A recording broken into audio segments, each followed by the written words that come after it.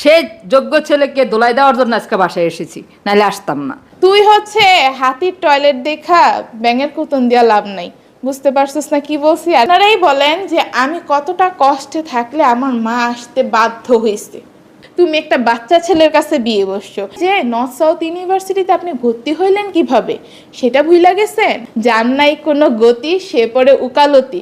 আমি জামাইরে বারবার না করছি যে আইন নিয়ে পড়ার দরকার নেই। জামাই আমার না অনেক ভয় লাগতেছে, সাকিব আমার কি জানি করে ফেলে, ছোট সেদিনের মা আসছে, ছোট সেদিনের বাবা আসছে, জানো তো ওরা কি ধরনের মানুষ, আমাকে কি না করে ফেলবে। তুমি তাড়াতাড়ি আসো, তুমি ক্লাস না করেই চলে আসো, তোমার পড়াশোনা করতে হবে না, তুমি আমার পিছনেই শুধু সারাদিন। তো বড় সেদিনটা আমি একটা কথা বলতে চাই যে কাঙাল কোনোদিনও তরমুজ চিনে না, চিনে কচু। আবারও প্রমাণ করে দিল সে আমারই মেয়ে। মেয়ে হোক, ছেলে হোক, ছেলের বউ হোক, যাই হোক, সে প্রমাণ করে দিল সেই যোগ্য বউ। এখন আবার অনেকেরই বলতে পারেন ওগুলো তো বউ পাগলা, যেগুলো হচ্ছে শ্বশুর শাশুড়ির পা টিপে, ওগুলো বউ পাগলা না ভাই, ওরা হচ্ছে বুঝের। ভাই আমার মনে হয় খুব কম সংখ্যক রিক্সাওয়ালা আছে যারা হচ্ছে শ্বশুর বাড়ির মানুষজন কি নিয়ে আসছে এটা নিয়ে ঝামেলা করে। আসসালামু আলাইকুম everyone, welcome back to my another new vlog. Guys, জামাই যে আমার বাবার বাড়ি নিয়ে এই ধরনের কাজকর্ম করতে পারবে আমি জীবনেও ভাবি নাই। মানে কি বলবো, সে তো দেখি সিরিজ বানানো শুরু করে দিছে, পর্ব 1, পর্ব 2, আরো কত পর্ব আনবে একমাত্র আল্লাহ ভালো জানে। এগুলো কি, মানে আমি পুরো অবাকই হয়ে গেছি। এই ধরনের কাজ কারবার করে, মানে কি বলবো, একদম নিজ মন মানসিকতার মানুষ যারা, তারা করে, ব্রেনে কিছু নাই তাদের। সারা দিন হচ্ছে কিভাবে মানে মানুষের খুঁত ধরা যায়, কোন দিক দিয়ে ভুল করছে, কোন দিক দিয়ে এটা করছে, কোন দিক দিয়ে একটু এই দিক সেদিক হইলো, মানে বুঝতে পারতেছেন আমি কি বুঝাইতে চাইতেছি। জামাইয়ের মতো মানুষের এইসব করা খাটে, একটু বলেন। তো যাই হোক, আমি তার সবগুলা কথারই উত্তর দিব। সে যা যা বলছে আমার বাপের বাড়ি নিয়ে, আমার বাপ মা আসার পরে এটা করছে ওইটা করছে, তো সে প্রথম পার্ট বানাইছে। আমার তো কোনো কিছুর উত্তর দেওয়ার আসলে সময় হয়ে ওঠে নাই, এই কয়দিন একটু ব্যস্ততার মধ্যে দিয়ে গেছি। তো আজকে সবগুলোর উত্তরই দিব। তো প্রথমে পার্ট 1-এর উত্তরই দেই। মানে প্রথম দিন তার অনেক বেশি হচ্ছে গায়ে লাগছে, মানে একদম শুরুতেই এসে বলতেছে তার নাকি খুবই লজ্জা লাগতেছে ক্যামেরার সামনে আসতে। মানে এইরকম একটা চেহারা নিয়ে কিভাবে মানুষের সামনে আসবে, তারে মানুষজন পচায়, নিজের শাশুড়ি মাই তারে হচ্ছে পচায় চেহারা নিয়ে, সে সুন্দর না দেখতে, অনেক কালো। আবার ভিডিওটা করে গেছে, মানে বড় সতীন যেরকম বুঝাই যায়। আমার জামাই যে বড় সতীনের কথায় কিভাবে নাচতেছে, বড় সতীন নাচাইতেছে, আমার জামাইয়ের সাথে সাথে নাচতেছে। বড় সতীনে কিন্তু এরকম করে আমি কিছু বলবো না, আমার এইটা বলতে খুবই বাধে, ওইটা বলতে খুবই বাধে, শেষমেশ গিয়ে সব কিছুই বলে। মানে সব, মানে দুনিয়ার যত খারাপ আছে সব খারাপই করে, ফার্স্টে দিয়ে শুধু একটু কুয়ারা করে যে না আমি এটা করতে পারবো না, আমার দ্বারা এটা কখনো সম্ভব হবে না। মানে জামাইরাও দেখি কি সেম জিনিসটাই করতেছে।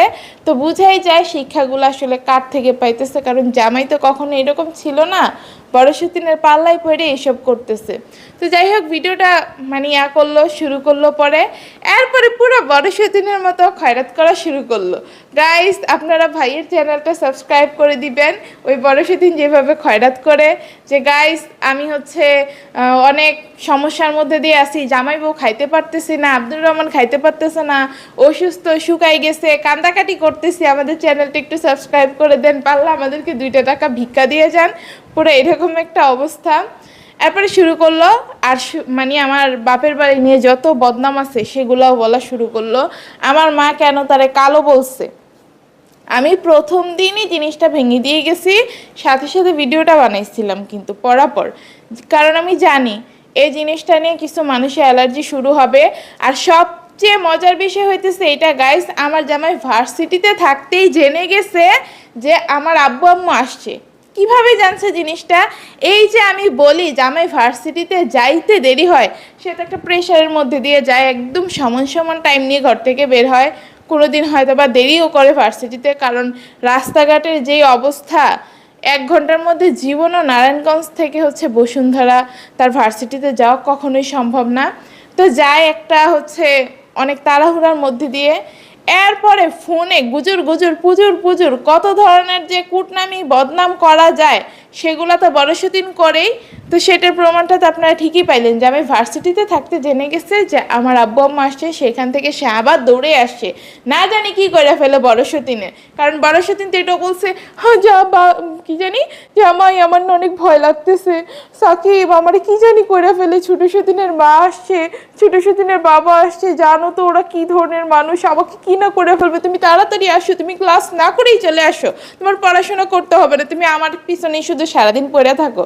তো জামাই হচ্ছে কি ওই দিন জামাইয়ের মনে হয় পরীক্ষাও চলতেছিল, কি দিছে না কি না দিছে পরীক্ষা, না দিয়েই পরীক্ষা চলে আসছে। বড় সতীনের এসব কুয়ারার কথা শুই না, আমি আসলে এই বিষয়ে ভালো বলতে পারবো না, আমি জানি না। তো আসলো জামাই, আসার পরের কাহিনীটা কি হয়েছিল ভার্সিটি থেকে সেটা তো আগের দিনই বলে চলে গেছিলাম, যে জামাই এসে হচ্ছে কথাবার্তা বলে নাই, পরে হচ্ছে তার ঘরে গিয়ে সে বসে আছে। দেখেন এমনিতেই আমার বাবা মায়ের সাথে সম্পর্ক কি খুবই ভালো আছে জামাইয়ের, মানে তার বড় বড় পরিবারের সাথে তার সম্পর্ক খুবই ভালো, কিন্তু আমার বাবা মায়ের সাথে তার সম্পর্কটা তো তেমন একটা ভালো না।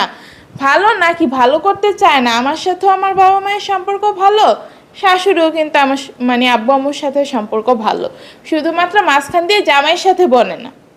জামাইয়ের সাথে না আমার বনে না আমার ফ্যামিলির বনে, বনবে কেমনে, ওই যে বড় সতীন আছে না মাঝখান দিয়ে প্যাঁচ লাগানোর জন্য, এই কারণে আসলে বনে না। আমার জামাই ভার্সিটিতে থাকতেই জেনে গেছে আমার মা তারে হচ্ছে কালো বলছে, তারপরে বাড়িঘর নিয়ে এটা সেটা বলছে। ভার্সিটিতে থাকতে সেই মানুষটা এইসব কথা কিভাবে জানবে? বাসায় এসে জানলে একটা কথা ছিল যে না বাসায় আসছে, একটু রেস্ট টেস্ট নিছে, তারপরে হচ্ছে গিয়ে কথা। আমিও তো বলি জামাই ভার্সিটি থেকে আসলো, আমার আব্বু আসলো আম্মু আসলো, সে কথা না বইলা দৌড় দিয়ে কেন তার বড় বউয়ের রুমে চলে গেল, এটাই হচ্ছে মেইন কারণ। ওই যে প্যাচটা যে আগে লাগাই রাখছে জামাই, তো মনে করেন যে যাই হোক কিছুটা হলে তো খারাপ লাগছে, কারণ বিষয়গুলো তো ওই রকমভাবেই জামাইয়ের কাছে উপস্থাপন করা হয়েছে, ভালোভাবে তো আর উপস্থাপন করে নাই বড় সতীন, মানে যতটুক না বলছে এর থেকে আরো 10 গুণ বাড়াইয়া বাড়াইয়া বলছে জামাইয়ের কাছে, জামাইয়ের মাথা পুরা ফায়ার করে দিছে। মানে তা আমি উত্তরগুলো আবারও দিতেছি গাইস, আমার মা আমার জামাইরে না কালো বলছে না চেহারা সুন্দর না বলছে, এই ধরনের কিছুই কিন্তু উল্লেখ করে বলে নাই। আমার মা জাস্ট তার একটু অপিনিয়ন জানাইছে যে আমি কি দেখে বিয়ে করলাম, কি দেখে সতীন নিয়ে সংসার করতেছি। আমার যদি একলা সংসার হতো তাইলে আমার মা এত কথা বলতো না, এখন সতীন আছে দেখেই বিষয়গুলো আসছে। এরপরে তো আর ভাই এইসব জিনিস নিয়ে বাড়াবাড়ি করে নাই, মানে কি আর বলবো, কি রেখেছে কি করবে জামাই, মানে বড় সতীনের কথা শুই না, বলি কি বড় সতীনের এসব কথা না শুনে একটু বাস্তবতার দিকে আসেন। সারাদিন ঘরের মধ্যে কি গুজুর গুজুর পুচুর পুচুর করে, ওইগুলাই শুধু সারাদিন বুঝেন, মাথার মধ্যে ওইগুলাই বুঝে, মানে আপনার ঘুরে আসে না একটু আগে যাও ছিল আপনার মাথার মধ্যে, আপনি কিন্তু বেশ বুদ্ধিমান, সব বুদ্ধি আপনি খোয়াই ফেলতেছেন বড় সতীনের সাথে থাইকা। মানে বড় সতীন যেমন জামাইরে দিন দিন পুরা অমন বানাই ফেলতেছে, নিজে তো আসছে একটা কিরকম ফ্যামিলির থেকে, মানে আয়শা শুধু ওই যে মানুষজনের জিনিসপত্র খুঁজে, ও জীবন আমার বাড়ি দেখছে, ও যে আমার বাড়ি নিয়ে কথা বলে। আমি তো একটা জিনিস গাইস আপনাদেরকে এখনো উত্তরই দেইনি, ও আমারে হচ্ছে বলছিল আমার বাবার বাড়িতে নাকি টিনের ঘর ভাঙাচুরা, বড় সতীনই বলছিল, এই কারণে হয়তো বা জামাই এই জিনিসটা নিয়ে এত রাগারাগি করছে। আমি সেই উত্তরটা এখনো পর্যন্ত দেই নাই, বিভিন্ন ব্যস্ততার কারণে ভুলে গেছি। আমার বাবার বাড়িতে ভাঙাচুরা টিনের ঘর, বলি কি বড় আপু তোমার বাবার বাড়িতে কি অনেক বিশাল বড় দালান আছে, তুমি যে আমার এই কথাটা বললা, তোমার তো মানে এই রকমের টিনের ঘরে ভাড়া থাকতে, ভাই কি রকমের মানুষ হলে মানুষজন টিনের ঘরে ভাড়া থাকতে পারে? আপনারা একটু চিন্তা করেন তো, সেই মেয়ে যদি আয়শা এত বড় বড় কথা বলে সেটা কি মাইনা নেওয়ার মতো? তোরে যে আমি এখনো পর্যন্ত যতটুকু সম্মান দেয় এটা তোর ভাগ্য, বুঝছস? তুই আসস আমার পিছনে লাগতে, শাশুড়ি মেয়ে এই বাড়ির পিছনে লাখ লাখ টাকা ইনভেস্ট করুক না কোটি টাকা ইনভেস্ট করুক সেটা দিয়ে তো তোর কিছু না, তুই আমার বাবার বাড়ি নিয়ে টানছস। তোর বাবার বাড়িতে কি আছে সেটা আগে দেখা নে, তোর বাবার বাড়িতে আগে বলিস যে শাশুড়ি মেয়ের মানে শাশুড়ি মেয়ের মতো এরকম কোটি টাকার একটা দালান করতে, তারপরে তুই হচ্ছে দুইজনের বাবার বাড়ির সাথে মিলাইতে আসিস যে আমার বাবার বাড়িতে এরকম কোটি টাকার একটা দালান আছে, তুই আমার সাথে লাগতে আসিস, কি বুঝছা? না হলে বিষয়টা অনেক হাস্যকর হয়ে যায়, আমারে ছোট করতে আসা তুই নিজেই ছোট হয়ে যাস। তো বড় সতীনটা আমি একটা কথা বলতে চাই যে কাঙাল কোনোদিনও তরমুজ চিনে না, চিনে কচু। তরমুজের টেস্ট কেমন, পোলা রোস্টের তারপরে বিরিয়ানির টেস্ট কেমন, এটা কোনোদিনও কাঙাল বোঝে না। ওই কাঙালের মনে কর যে পান্থা ভাত আর ওই যে একটু কচুর ভর্তা, এটার ভর্তা কিছু একটা হইলেই চলে, পান্থা ভাত লবণ হইলেই চলে। তো তুই যেই রকম তুই ওই রকমই থাক, বুঝছস? তুই হচ্ছে হাতির টয়লেট দেখা ব্যাঙের কুতন দিয়া লাভ নাই। বুঝতে পারছিস না কি বলছি? আর জিনিসটা হচ্ছে ভাঙাভাঙি করলাম না গাইস, মানে ওর নিজের নাই কিছু, ও আসে লাগতে আমার সাথে। আমার সাথে লাগলে তুই জীবনে পারবি কোনো দিক দিয়া? তো জামাই এই জিনিসটা নিয়ে হচ্ছে আমার একটু অপমান করছে যে আমার বাবার বাড়িতে নাকি ভাঙাচোরা টিনের ঘর, এরকম টিনের ঘরে মানুষজন হচ্ছে ইয়ে করে 40-50 হাজার টাকার মধ্যে একটু দামি দামি ফার্নিচার রাখার চেষ্টা করে, কারণ ঘরটা তো টিনের, দেখতে তো এমনিতেও খারাপ লাগে, যাতে ফার্নিচারগুলোর কারণে একটু ফুটে থাকে। তো এখন আমি জামাইরা বলতে চাই কি, এই কারণেই কি আপনারা ঘরে ফার্নিচার না জুগাইয়া তারপরে হচ্ছে বাড়ি বড় করছেন, তাই না? যাতে বাইরে থেকে তো বাড়িটা বড় লাগতেছে, মানুষরা তো বলতে পারতেছেন যে 3 তলা একটা বাড়ি আছে, ঘরে কিছু থাকুক বা না থাকুক। মানে আমি জাস্ট জামাইয়ের কথা শুনে অবাক হয়ে গেলাম যে সে কোন হিসাবে এই কথাটা বললো। যেই মানুষ ঘরের মধ্যে হচ্ছে 40-50-60-70 হাজার টাকার হচ্ছে ফার্নিচার রাখতে পারে, তার দ্বারা কি একটা ছাদ দিয়ে এরকম বিল্ডিং করা সম্ভব না গাইস? যার যার হাবভাব সেই সে বুঝে। আর এই যে টিনের ঘরে খোঁটাটা দিল না, তো আমার বাপে মানে চাইলেই কিন্তু একটা এরকম 3-4 তলা বাড়ি করতে পারে। আলহামদুলিল্লাহ ওই সামর্থ্য আমার বাপের ভাইয়ের আছে। কিন্তু দেখেন, যার যার ঘরের হাবভাব কিন্তু সে বুঝে, যার যার অবস্থা সে বুঝে। আমার ভাইদের হচ্ছে, আমার বাপের হচ্ছে ভবিষ্যতে পরিকল্পনা নাই যে তারা গ্রামে থাকবে, তো শুধু শুধু গ্রামে টাকা নষ্ট করে করবেটা কি? তাদের পরিকল্পনা হচ্ছে তারা ভবিষ্যতে শহরে বাসা বাড়ি করবে, ফ্ল্যাট করবে, নাহলে জমি কিনা হচ্ছে বাড়ি করবে। তাদের পরিকল্পনা হচ্ছে এমন, শুধু শুধু গ্রামে কেন টাকা পয়সা নষ্ট করবে? আমি তো সেটা বুঝি না। আমার জামাই যদি এই 3 তলা বাড়িটা না থাকতো, একটা টিনের ঘর থাকতো, আমার জামাইয়ের পরিকল্পনা থাকতো যে সে একটা ভালো জায়গায় ভালো একটা বিল্ডিং করবে। এখন আছে দেখেই না করে না। এখন বাড়িটা তো আছে কিন্তু বাড়ির মধ্যে ফার্নিচার তো নাই। এখন আমার মা কেন বলছে যে ঘরে তো কোনো একটা ভালো ফার্নিচার নাই? তারপরে যেটা সত্যি কথা, এই যে 3 তলা বাড়ি আমার জামাই এত হ্যাডম দেখায় বাড়িটা নিয়া, বিশেষ করে বড় সতীন, ওর তো ছেলে আছে, 3 তলা বাড়িটা মানে বড় সতীন নাকি পেয়ে যাবে। অলরেডি কিন্তু ওর মুখ দিয়ে এইসব কথা বের হওয়া শুরু হয়ে যাইতেছে। কয়দিন পরে দেখবেন বাড়ি নিয়ে না বড় সতীন নিজেই ঝামেলা শুরু করে। আমি এসব নিয়ে কিছু বলবো না, দেখবেন বড় সতীন এই ঝামেলাটা শুরু করুক, তারপরে হচ্ছে আমি আমার কথা শুরু করব। এই 3 তলা বাড়িটা এমন না যে বাইরে থেকে একদম চোখ ধাঁধা করে দেখতে। আমার জামাই যে টিনের ঘরের খোঁটা দিল, আমাদের টিনের ঘর দেখতেও মাশাআল্লাহ অনেক বেশি সুন্দর লাগে। এই 3 তলা বাইরে থেকে দেখতে যেরকম লাগে, যাই হোক আমি এটা নিয়ে কিছু বলবো না, কারণ আমার শাশুড়ি মায়ের কষ্টে উপার্জন করা টাকা দিয়ে বাড়িটা করছে। এখন জামাইয়ের সাথে বড় সতীনের সাথে হচ্ছে আমার দ্বন্দ্ব লাগা, তো আমি আমার শাশুড়ি মায়ের মনে কষ্ট দিতে পারি না। তো জামাই হচ্ছে একটার পর একটা জিনিস নিয়ে হচ্ছে অপমান করে গেছে আমার বাপ মারে। তারে কেন সৌন্দর্য নিয়ে করছে, মানে জিনিসটা বুঝেই নাই যে আমার মা কি বুঝাইতে চাইছে বা কি বলতে চাইছে। ওই বড় বউ কি বাড়ায় বাড়ায় বলছে, তার মাথাটা ভাঙাইছে, সে মানে সেটাই বুঝছে। আমার বাবা মায়ের সাথে এক বিন্দু পরিমাণ কথা পর্যন্ত বলে নাই। বলছে গিয়ে পরে কেমনে কি মনে করে গেছে, অনেক বেশি করার পরে গিয়ে তো মনে করেন যে ঝামেলা লাগাই দিছে, সেটা তো তার মুখে সে বইলা গেল। আমার জামাই আগে কোনো কিছু বলতো না, আমার বাবা কিছু না আনলেও সে খুশি, মানে আনলে তো আরো বেশি খুশি। কিন্তু রিসেন্ট টাইম বড় সতীন আসার পরে তো আমার আব্বু হচ্ছে 2বার আসা বললো, এই 2বারই হচ্ছে আমার আব্বু কি আনছে এটা নিয়ে পড়ে আছে। এই ধরনের কাজ কারবার কারা করে গাইস? মানে আমার জামাই বারবার শুধু আমার বাবা মারে রিক্সাওয়ালার সাথে তুলনা দিয়ে অপমান করতেছিল। ভাই আমার মনে হয় খুব কম সংখ্যক রিক্সাওয়ালা আছে যারা হচ্ছে শ্বশুর বাড়ির মানুষজন কি নিয়ে আসছে এটা নিয়ে ঝামেলা করে। খুব কম সংখ্যক রিক্সাওয়ালাই আছে। রিক্সাওয়ালারাও পর্যন্ত শ্বশুর শাশুড়ি আসলেই খুশি, তারা কি আনলো না আনলো সেটা দেখার বিষয় না, মানে তার যতটুকু কুলাইছে রিজিকে সে ততটুকুই হচ্ছে শ্বশুর শাশুড়ি দিয়ে, মানে শ্বশুর শাশুড়ি দিয়ে খাওয়ানোর চেষ্টা করে। আমার জামাই একবারও খোঁজ নিয়ে দেখছে আমার বাবা মা যে আসছে, আমার শাশুড়ি তো বাসায় ছিল না, তারপরে সে বাসায় নাই, আমি তাদেরকে কি খাওয়াইছি, কিভাবে কি ব্যবস্থা করছি, আমার জামাই এই খোঁজখবরটা একবারও নিছে? সে যে পইরা আছে আমার বাপ মা কি আনছে না আনছে। গাইস আমার বাপ মা হচ্ছে আমার এবার নিতে আসছে, আমি এটা আগেই বলছি যে আমার আব্বু আম্মু হচ্ছে আমার নিতে আসতেছে। বড় সতীনের কথা শুনে আমার মারই মাথা ঠিক রাখতে পারেনি যে এই মেয়ে 7 মাস ধরে তো জ্বালাইছে আমার মেয়েটারে, 7 মাস পরে আসছে, আসার পরে আবার এগুলা কোন ধরনের নাটক শুরু করছে। জামাই নিয়ে তো সারাদিন ঘরটার মধ্যে বসে থাকে, তারপরে হচ্ছে জামাইরা এটা ওইটা বুঝায়। জামাই মানে কি বলবো, আমার মেয়ের কাছে তার জামাই আসে না, যেই কারণে স্বাভাবিকভাবেই খারাপ লাগবে। তো আমার জামাইয়ের মানে এটা নিয়েও সমস্যা, আমার জামাইয়ের না, আসলে বড় সতীনের মেইন সমস্যাটা যে আমার মা কেন এখন আমার সাথে কথা বলে। তো মেয়ে হচ্ছে 5 বছর যেমনে তেমনে গেছে, কিন্তু এখন আগে তো আমি কেমন ছিলাম না ছিলাম আমার মা দেখে নাই। আমি আমার বাপে ফোন দিত, ফোন দিলে বলতাম যে হ্যাঁ আমি ভালো আছি, আমি এটা করতেছি, আমি ওটা করতেছি, আমি অনেক সুখে শান্তিতে আছি। তারপরে আমার বাপ যখন আসতো তখন আমি আমার বাপের সামনে তো ভালো ভালো দেখাইতাম। আমার বাপও গিয়া মনে করেন যে অসুস্থ মানুষ আমার আব্বু, সে তো আইসা মনে করেন যে এত কিছু ঘাটাঘুটি করে না, তারা খাইতে দিতাম, সে খাইতো। তারপরে যেই জায়গায় বলতাম যে তুমি এই রুমে থাকো, এই রুমেই থাকতো, আমি আইসে একটু কথা টথা বলতাম। এখানে আমার আব্বুর শেষ। আমার আব্বু তার এত কিছু ঘাটতে যাইতো না।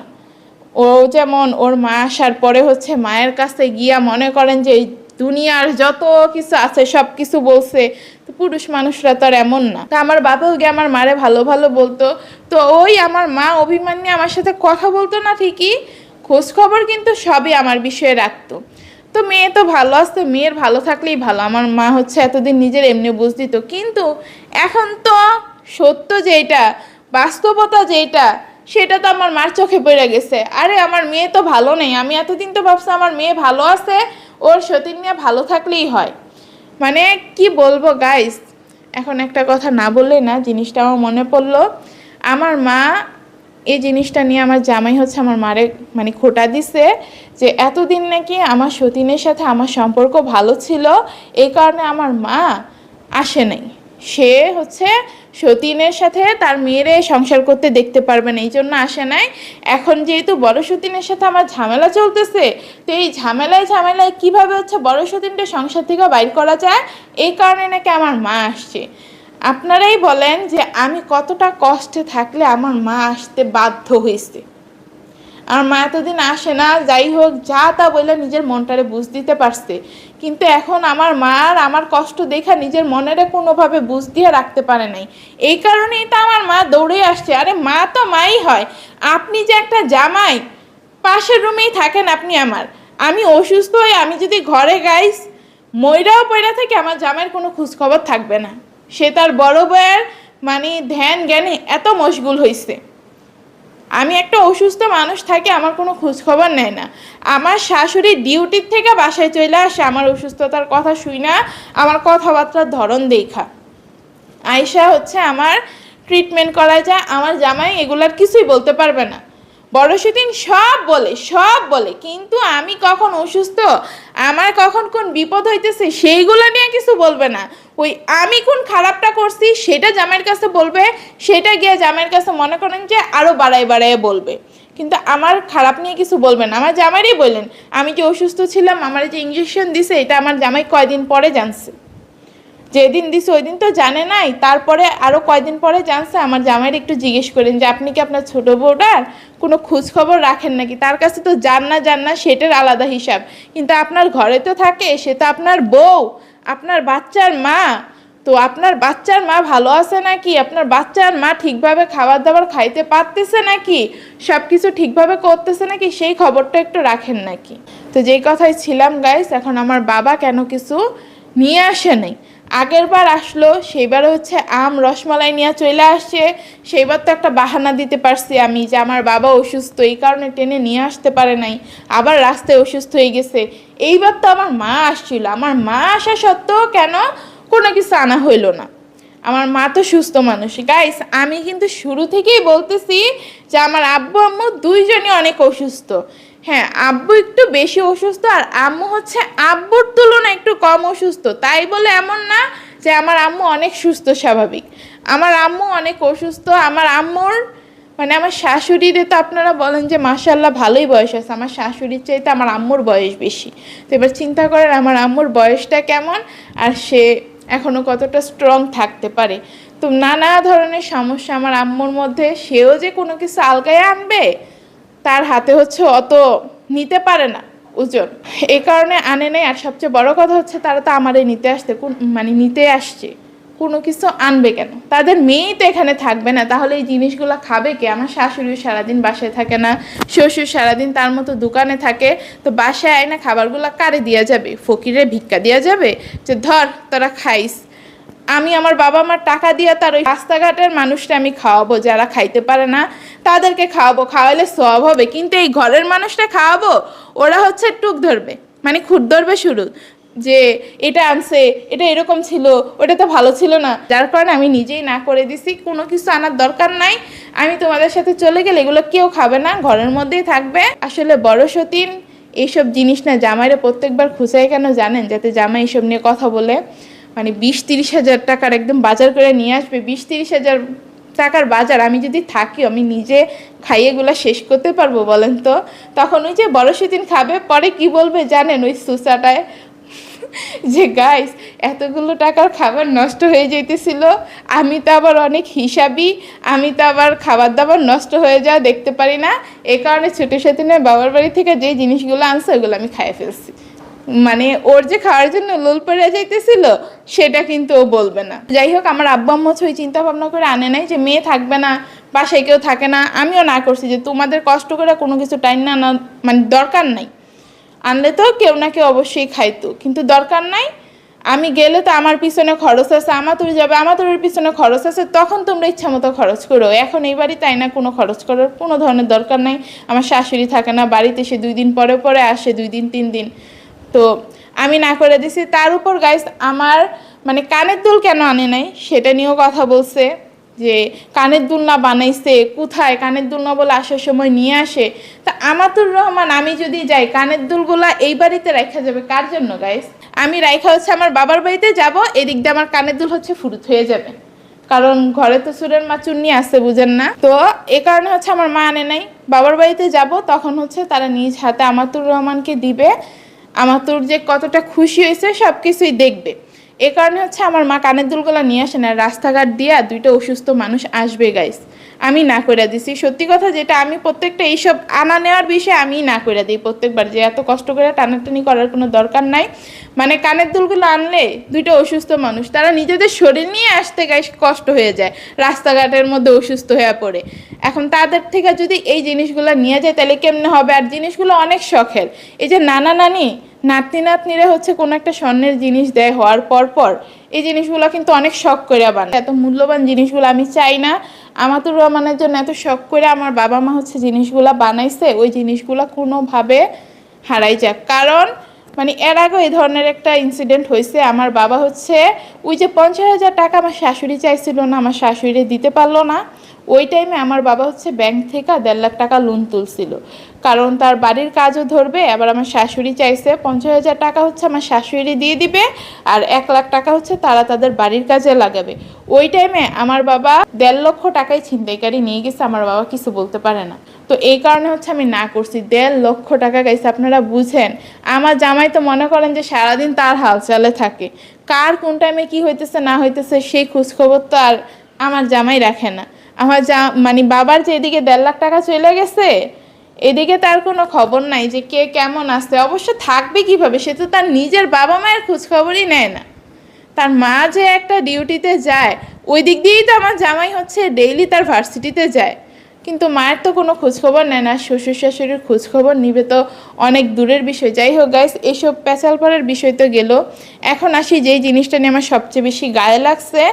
আমার জামাই আমার বাবা মারে হচ্ছে রিক্সাওয়ালার সাথে তুলনা দেয়, যে একটা রিক্সাওয়ালাও নাকি যদি তার শ্বশুর বাড়িতে আসে, মানে মেয়ের বাড়িতে আসে, তাইলে নাকি অনেক কিছু নিয়ে আসে। মানে আমার বাবা মা নাকি সেটাও আনে নাই। তো রিক্সাওয়ালার সাথে যে তুলনা দিল, তারপরে আবার কি বড় বড় লেকচারটা দিল যে সে নর্থ সাউথে পড়ে, তার জীবনের বেস্ট ডিসিশন এটা যে সে নর্থ সাউথ ইউনিভার্সিটিতে ভর্তি হয়েছে, তারপরে আইন বিষয় নিয়ে ভর্তি হয়েছে। তো আমি বলতে চাই যে নর্থ সাউথ ইউনিভার্সিটিতে আপনি ভর্তি হইলেন কিভাবে, সেটা ভুলে গেছেন? মানুষের না কখনোই যে গোড়া ভুলে যাওয়া উচিত না। গোড়ার থেকে একবার পড়ে গেলে ওই জিনিস আর উঠানো যায় না।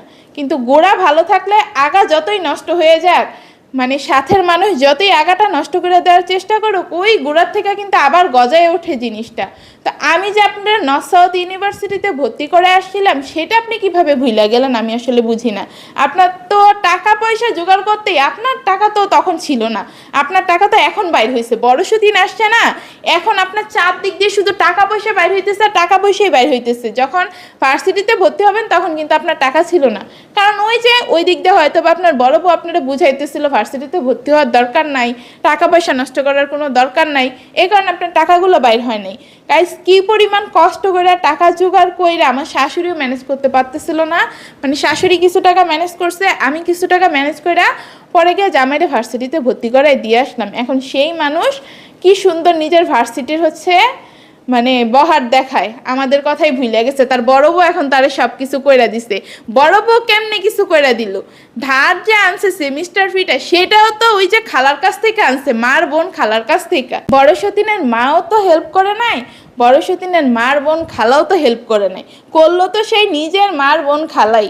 ঘুরা ফিরে ওই মারই হেল্প করা, মারে ছাড়া কি খালাই জীবনে হেল্প করতো? গাইস, মার মানে মায়ের প্রতি ওই ধরনের বিশ্বাসটা আছে দেখি তো খালাই বোনের ছেলেরে ওই হেল্পটা করছে। তো মানুষজন কিভাবে আসলে কি ভুলা যায়, নিজের নারীর টান ভুলা যায়, আমি আসলে বুঝি না। আমার জামাইয়ের হইছে কি, বড় সতীর কি জাদু করছে আমার জামাইরে? সে নর্থ সাউথের মানে বড়াই দেখায়, তারপরে আইন নিয়ে পড়ায়। গাইস, একটা হাসির কথা বলি, কেউ হাসবেন না, হ্যাঁ? যার নাই কোনো গতি সে পড়ে উকালতি। আমি জামাইরে বারবার না করছি যে আইন নিয়ে পড়ার দরকার নেই, আপনি এসব নিয়ে পড়াশোনা করে পারবেন না, আর এইসব নিয়ে কেরিয়ার সেট করতে করতে আপনি পাগল হয়ে যাবেন। আপনার যে একটা বড় বউ আছে এর থেকে ভালো আপনি বিবিএ নিয়ে পড়েন, মানে সায়েন্সের স্টুডেন্ট আছেন, নাইলে ফার্মেসি নেন, ফার্মেসি নিয়ে ভালো একটা কেরিয়ার করা যায়। বাইরের দেশেও অনেক বেশি চাহিদা ফার্মাসিস্টদের, কিন্তু আমার জামাই আমার কথা শুনে নেই। কি নিয়ে আসলে কোন বুঝে আইন নিয়ে ভর্তি হয়েছে আমি আসলে জানি না। শেষমেশ না ওই যে রিক্সাওয়ালা বলে অপমান করছে না, গতিটা ঠিক সেই দিকে যায়, রিক্সা না আবার চালাইতে হয়, সেটাই আমি ভাবতেছি। আর যদি কিছু করতেও পারে শেষ বয়সে গিয়া ওই যে বটতলায় গিয়া বসবে একটা সাইনবোর্ড টানাইয়া যে এত টাকা আমার ফি, আসেন, কেউ তখন আসবে না। বিবিএর কথা বলছিলাম, আর কিছু না পারলো নিজে একটা বিজনেস দাঁড় করাইতে পারতো। আসলে আমার জামাই নিয়ে কিছু বলার নাই, যা করছে কাজ কারবার গুলা, এই ধরনের মানে শ্বশুর বাড়ি নিয়ে ভাই এত কথা কে বলে শ্বশুর বাড়ি থেকে কি আনলো না আনলো এগুলো নিয়ে কে মাতামাতি করে? আমার জামাই আসলেই আমার আম্মু আসলেই ঠিক বলছে যে তুমি একটা বাচ্চা ছেলের কাছে বিয়ে বসছো, একটা ম্যাচিওর একটা বুঝের মানুষ জীবনও শ্বশুর বাড়ি নিয়ে এত কথা বলে না। যদি শ্বশুর বাড়িতে ঝামেলাও থাকে তখন বলে কি, এই তুমি চুপ করো তো, এরকম ঝামেলা জামাই শ্বশুর শাশুড়িদের মধ্যে হয়, আবার একটু পরে ঠিক হয়ে যাবে। মানে ঝগড়া হয়েছে মাত্র 5 মিনিট পরে এসে আবার, হ্যাঁ আব্বু আপনি কেমন আছেন, আব্বু এসব নিয়ে কিছু মনে করেন না, আম্মু এসব নিয়ে কিছু মনে করেন না, এই ধরনের কাজ কারবার করে। আমি দেখছি এরকম যারা ম্যাচিউর, যারা বুঝের। এখন আবার অনেকেরই বলতে পারেন ওগুলো তো বউ পাগলা, যেগুলো শ্বশুর শাশুড়ির পা টিপে, ওগুলো বউ পাগলা না ভাই, ওরা বুঝের। বউর এই দিকটা বুঝায় রাখে, শ্বশুর শাশুড়িও বুঝাই রাখে, সবাই নিয়ে মিলামিশা চলতে পারে। কিন্তু আমার জামাইরে দেখেন, সে এমনিতে একটু বাচ্চা স্বভাবের মানুষ, তারপরে বড় সতীনের কথা শুনে মানে আমার জামাই না কারোর সাথেই বনে না, কারোর সাথেই না, শুধু আমি বলতে না, আমার বাপ মা বলতে না, নিজের মায়ের সাথেই বনে না। কার সাথে বনবে আপনারাই বলেন। গাইস, আসসালামু আলাইকুম। অনেকদিন পর আপনাদের সামনে আসলাম, না এসে পারলাম না বৌমার কারণে। বৌমাকে তো মেয়ে হিসেবে মেনে নিছি, মেয়েকে তো আর হারাইতে পারি না, ছেলেকে ফালান যায়, ছেলে বিয়ে করলেই পর হয়ে যায়, এটাই দুনিয়ার নীতি। আজকের বিষয়টা হয়েছে, আমার ছেলে বড় বৌমার তালে পইরা আমার ছোট বৌমাকে কিভাবে পচাইছে চিন্তাই করবেন না। এটা আমি কোনো বয়তেই মেনে নিতে পারিনি, সহ্য না করতে পারে আমি বাড়িতে বাসায় চলে আসলাম। কেন? আমি ছেলের সাথে রাগ করছি, ছেলে এত বিজি, মা খায় কিনা সে খবরটাও রাখতে পারে না। সে দেখেন আমার ছেলে কত বড় যোগ্য ছেলে হয়েছে, সে যোগ্য ছেলেকে দোলাই দেওয়ার জন্য আজকে বাসায় এসেছি, নাহলে আসতাম না। ছোট বৌমা যখন দেখে আমি চলে যাই, দৌড়ে আমার খাবারটা নিয়ে দিয়ে আসলো, এই বলে লক্ষ্মী বৌমা। আমার ছেলে গোলাম যায় নাই, বৌমা ঠিকই দৌড়ে গেছে, আমার মা খাবার ফেলে দিয়ে গেছে। এই জন্য আমি আজকে বউর জন্যই বাসায় আসছি। আমার বউকে কালকে এমনভাবে দোলাই দিল, তাই তো আমি দেখে আর সহ্য করতে পারলাম না। আমি বাসায় না থাকলে ওরা কি অত্যাচারটি করে আল্লাহ পাক ছাড়া কেউই জানে না। আপনারা সবাই বলেন আমার বৌমাকে আমি ছেড়ে দিতাম, ডিভোর্স দিয়ে দিত, সবাই পরামর্শ দেন, এটা কি ঠিক? একটা মেয়ে, আমার একটা ছেলে, একটাই ছেলে, আমার বড় বউ কেড়ে আমার কাছ থেকে নিয়ে গেল, আমার নাতিকে কেড়ে নিল। বৌমা একা একা বাজার করে, রান্না করে, খায় দরজা আটকায়। একমাত্র আমার বৌমা আমার খোঁজ একটু নেয়, একটু খাবার তৈরি করে দেয়, এটাও তাদের সহ্য হয় না। কিভাবে আমার বউকে আমার বাড়ির থেকে বিদায় করবে সেজন্য উঠে পড়ে লাগছে। জানেন, আজকে আমার বৌমান যোগ্য বউ আবারও প্রমাণ করে দিল যে সেই আমার ছেলের যোগ্য বউ। আমার বৌমার 5টা বছর তার মা লালন পালন করছে 15 বছর, আর আমি মাত্র লালন পালন করছি তাকে 5 বছর। সে বিনিময়ে সে কি করলো, তার মার সাথে সে গেল না, আবারও প্রমাণ করে দিল সে আমারই মেয়ে। মেয়ে হোক ছেলে হোক, ছেলের বউ হোক, যাই হোক, সে প্রমাণ করে দিল সেই যোগ্য বউ। কেন বউ আজকে পারতো তার 5 বছর পরে তার মাকে দেখে সে ছেড়ে চলে যেতে, সে না চলে যাইয়া সে আমার সাথে আমার জন্য, শুধু আমার জন্য সে রইল। তার তো স্বামী তারকে পাত্তাই দেয় না, তার কাছে আসে না, তাকে কিছু দেয় না। তা আমি জানি একদিন আমার ছেলে এই বৌমার পাশনেই ঘুরবে। কেন, যেহেতু আমার মা, আমি মেয়েকে ভালোবাসি, সে ভালোবাসা আমার যদি পেটের সন্তান হয়ে থাকে অবশ্যই আমার বউকে যোগ্য সম্মান দিতে হবে, এটা আমার আদেশ। স্বামীর ভালোবাসা পাওয়া ভাগ্যের ব্যাপার, ওর ভাগ্যে কি আছে আমি জানি না। স্বামীর ভালোবাসা তার আমি দিতে পারবো না। আর যেভাবে আমার মন জয় করে নিচ্ছে, আমিও দোয়া করি তুমি আমার ছেলের মনও জয় করে নাও। আমার ছেলে, আমি জীবনে এমন কোনো দিন আমার ছেলে আমার কাছ থেকে চাইছে পায় নাই এমন কোনো জিনিস নেই। যে কোনো মুহূর্তে যে কোনো বিনিময়ে যে কিছু চাইছে তাই দিয়েছি। দাওয়াতে আজকে ছেলে আজকে আশকারা এতটুকু পাইছে, খুশির মতো মেয়েকে আইনে আজকে আমার সংসারটা তছনছ করে দিল। খুশির কারণে আজকে আমার খেয়ালটাও নেয় না আমি আসি কোথায়, বাস করি কোথায়। জানেন, আজকে যদি এই মেয়েটা আমার পাশে না থাকতো তাহলে আমার অবস্থাটা কি হইতো বলেন? আমাকে দেখার মতো একটা মানুষও থাকতো না জীবনে। আমরা জানি, সব সময় জানি কুমিল্লার মানুষ বলে খারাপ, ভালো মন্দ মিলে এই দুনিয়া, সব জায়গায় খারাপ ভালো আছে। কে আমার জীবনে সবচেয়ে উপকার করছে বরিশালের মানুষ, সবচেয়ে ক্ষতিটাও করছে বরিশালের মানুষ। আমার ক্ষতি করছে পাশে এই মেয়েটার ক্ষতিটাও করছে। কেন, এই বৌমার আমি জানতাম অরিজিনালি খুলনার মেয়ে, তার কারণে আমি অনেক গল্প শুনতাম খুলনার মেয়েরা অনেক ভালো, অনেক ভালো। এই শুনে আমি খুলনা দৌড়ে গেছি, আমার স্বামীর হাজবেন্ডের কত না শুনে গিয়ে শুনি। এখন 2-3 বছর পরে জানি সে বরিশালের মেয়ে। সে যদি বরিশালের মেয়ে হইতো আমার ছেলে মরে গেল আমি আনতাম না, এটা আমার চ্যালেঞ্জ ছিল। আমি বরিশালের মেয়ে বিয়ে করাবো না, আমার চ্যালেঞ্জটা আমি হেরে গেলাম। এটা কিভাবে আল্লাহ পাকে কিভাবে ঘুরাই দিছে। বরিশালের মেয়ে যদি জানতাম, আজকে আমি চেয়েছিলাম আমার বউ খুলনার মেয়ে ভদ্র হবে, ভালো হবে। সেই ভালোবাসার টানে আমি আমার ছেলেকে নিয়ে খুলনা চলে গেছিলাম জামাইয়ের আদেশ ছাড়া। কেন আমি খুলনার মেয়ে আনবো, ভদ্র নম্র, তার কারণে। আজকে দেখলাম ওই বরিশালের যে একটা ইয়া থাকে শরীরের ভিতরে, সে চক্রান্তটা তার মনের ভিতরে ঠিকই আছে। সে জন্ম হয়েছে খুলনা, তার বরিশালের রক্তের একটা গায়ে বসে রয়েছে। সে কিভাবে তার সংসারটা তছনছ করে দিবে সেই জন্য সে খাপ্পাতে বসে। বৌমা যদি না দেয়, একটু ডাক দেয়, মার মন শান্তিতে ভরে যায়। মা চায় শুধু মায়ের ডাক, আর কিছু চায় না। টাকা পয়সা, খাওয়া দাওয়া, দ্বন্দ্বলত কিছুই মায়েরা চায় না। মারা চায় ছেলেমেয়েরা পাশে থাক, ভালো থাক, সুখে থাকুক। বাচ্চারা ভালো থাকলেই মারা ভালো থাকে, এটাই দুনিয়ার নিয়ম। আমি জানি না কোন মা কি করে, কিসের জন্য করে আমি জানি না। আমি এইটা নিয়েই বেঁচে আছি। কেন, আমার একটাই সন্তান, আমার যে সঙ্গে এই সন্তানটা জন্ম হয় দুনিয়াতে, সেই সময় বলছিল আল্লাহ পাকে, মনে হয় তাকে পাওয়াতে আমার দুনিয়াটা নতুন করে জীবন গড়ছে, নাহলে আজকে আমার জীবনই থাকতো কীরকম আমি জানতাম না। একটা ছেলে থাকাতে আমি আশা করছি একটা বাড়ি করব। আমি আশা করছি ছেলেকে লেখাপড়া করব। যদি ছেলেই না থাকতো তাহলে তো আমি জীবনে কোনো স্বপ্নেই পূরণ করতাম না, কোনো আশাই পূরণ করতাম না, বাড়ি থাকার চিন্তাও করতাম না। কোন জায়গায় পড়ে থাকতাম, কোথায় থাকতাম, কোনো হিসাবেই থাকতো না। আমার শ্বশুর বাড়িতে আমার এত যন্ত্রণা দেওয়ার পরে আমি শ্বশুর বাড়িতে কখনো যাই নাই, অথচ তাদের ফ্যামিলির চতুর্থটা কাজ আমি তাদেরকে হেল্প করছি।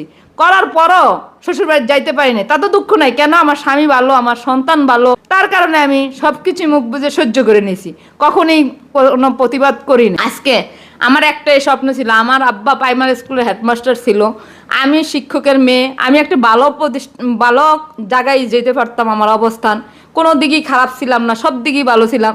ভাগ্যের খেলা, যেটা নিজের হাতেই গঠাইছি।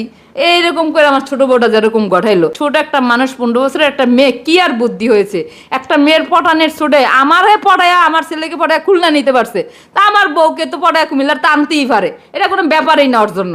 ওরা তো মিষ্টি মিষ্টি কথা সবাই ভুলে যায়, কেউই ভুলে যায় না। আমি খুলনা দিতে বাধ্য হয়েছি যে তোর মিষ্টি কথায়। যাই হোক, তা আমার বউ আমি ফেলে দিতে পারবো না, যাতে আমার নাতির মা, তাকে আমি অগ্রাধিকার দিব, তাকে সময় মতো দিব। সে উপযুক্ত হয়ে আসতে হবে আমার সামনে, ওরকম আসলেই তাকে যোগ্য সম্মান দিব। যেমন আমি ছোট বৌমাকে দেই, বড় বৌমাকে দিতেও বাধ্য হবো। কেন দিব? যেহেতু আমার নাতির মা, আমার নাতি হচ্ছে বংশধর, নাতিন তো বিয়ে হলে চলেই যাবে, তার কারণে আমার কোনো দুঃখ নেই। আমার বাবা যে সঙ্গে প্রাইমারি স্কুল টিচার, সবাই বলতো প্রাইমারি স্কুল টিচারটা কিপটা থাকে, কিপটার একটা ধরন থাকে, কেন গা আমার বাবার কাছে আমরা ওইটা পাই নাই।